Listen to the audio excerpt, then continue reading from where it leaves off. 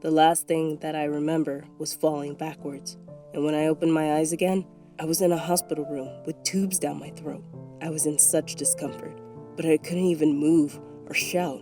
I couldn't feel anything else. What happened to me? I've always gotten really high grades at school, but somehow I still managed to get into trouble at school because I tend to fall asleep in class. This would cause me to get caned constantly. It's always done the same way too. I'll accidentally fall asleep, then the next thing I know, I hear the cane hitting my desk. I look up to my teacher who is pointing out the door for me to go. I walk with her outside the classroom, turn towards the wall, and get hit in the back with the cane. It never gets easier, and even if I try my hardest not to fall asleep, I just can't help but pass out. Whenever it's time to go to bed at home, I end up staying up all night, naming all the dots that I find on my ceiling. I know what you're thinking. Why not ask my parents for help? Well, I really just never felt comfortable asking them. My father is a neurosurgeon, and my mother is an anesthesiologist.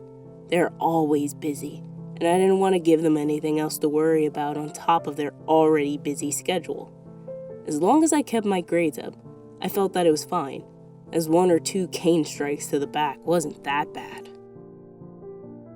One day at school, while I was eating lunch with my friend, Nui, my other friend, Longwei, came to join us. He was acting a little different than usual, so I asked him what was wrong. Then he handed me a plastic bag with a couple of tablets inside. I looked at Nui with confusion in my eyes when Longwei began to explain what they were and what they were used for. He told me that his dad was seeing a sleep therapist because he had also had trouble sleeping, and the doctor had given him medication to help put him to sleep.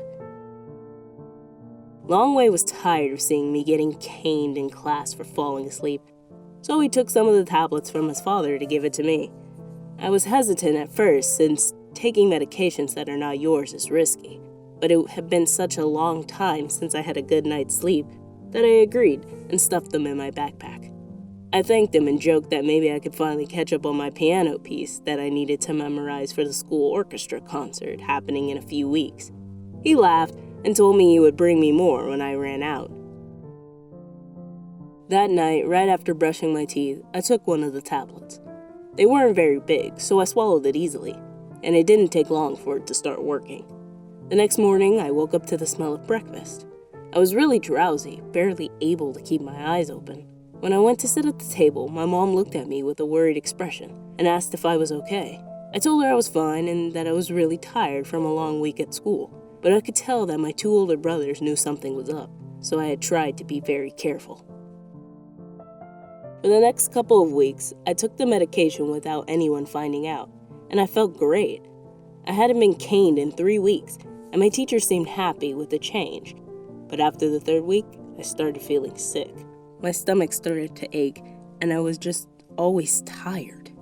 I felt worse and worse as each day went by, so I started taking more of them thinking they were not working, and that was a huge mistake. On Thursday of the 4th week, I could barely function.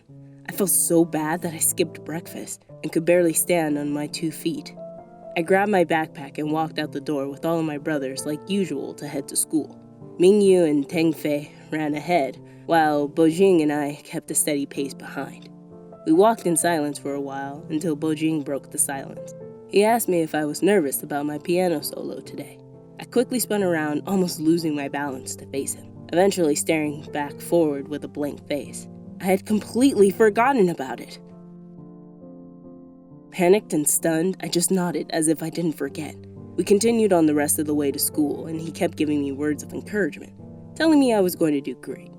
I thanked him, and as I was about to walk through the gate, he quickly grabbed my shoulders to face him.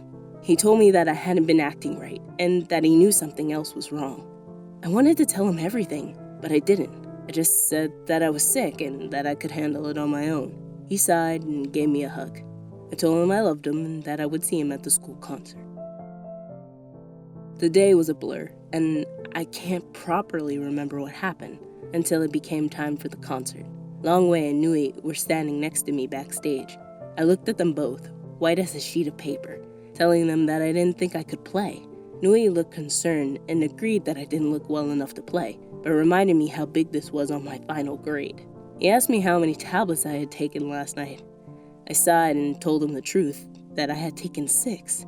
Longway looked worried, but to us, 6 didn't seem like a lot since they were so small. Before we could say anything else, it was time to start, and our teacher pushed us on stage. We all took our places, and the concert began. It was going better than I expected. Then came my solo. I held my breath as I played it, and I was relieved when I saw that I had only a couple more chords to go. But I never got that far. Near the end of my piece, my vision started to blur, and my hearing became muffled. Then, all of a sudden, I felt a sharp feeling in my stomach. I stopped playing, grabbed my stomach, and tried to take a deep breath, but I couldn't breathe. The last thing I remember was the feeling of me falling backward. When I opened my eyes, I was in a hospital room with tubes running down my throat as I sat motionless in excruciating discomfort. I was too weak to sit up, but from where I was, I could see Mother, Father, and Mingyu sitting on a couch just outside my room sleeping, while Teng Fei and Bojing were sleeping in chairs with their heads resting on the end of my bed. I started to tremble and cry silently when I began to gag, and a bunch of the machines I was hooked up to started beeping loudly, which woke up everyone. The doctors came running in. I could hear my mother start crying, and they put something in my IV and pulled out the tube. Then they put an oxygen mask on my face, and I passed out from the medicine. When I woke up again, I was alone. Not a doctor or nurse in sight. I was stronger this time, so I sat up slowly. My stomach and my throat were sore, but I felt better. Then I heard the door to my room open. Bojing came in with a tray of tea, but when he saw me sitting up, he froze, dropped the tray on the floor, and ran to my side, giving me a huge bear hug. He started yelling for the rest of the family, and when they all ran in, I was covered with hugs and tears. After a while, the doctor came in and asked me what happened, and I told him everything. I was having trouble sleeping, the tablets, and how I felt. Then he explained what was going on. The medicine I took was a very high-dose sedative, even though they looked small. The night before the concert, I had taken too many, and it had caused my breathing to become dysfunctional, which sent me into cardiac arrest. It was a lot to take in all at once, but I understood how it was all my fault. The doctor then broke the news that my heart was damaged and that I needed immediate surgery to fix it. I looked around to see that my family was smiling. They were just happy that I was alive. I apologized and we all cried for a while until it was time for me to go. I was discharged about a week and a half later, and now everything is back to normal. I finally got my sleeping problem fixed, and I definitely don't hide anything from my family anymore. I was left with a scar on my chest as a reminder to trust my family and to stay away from medications that are not mine.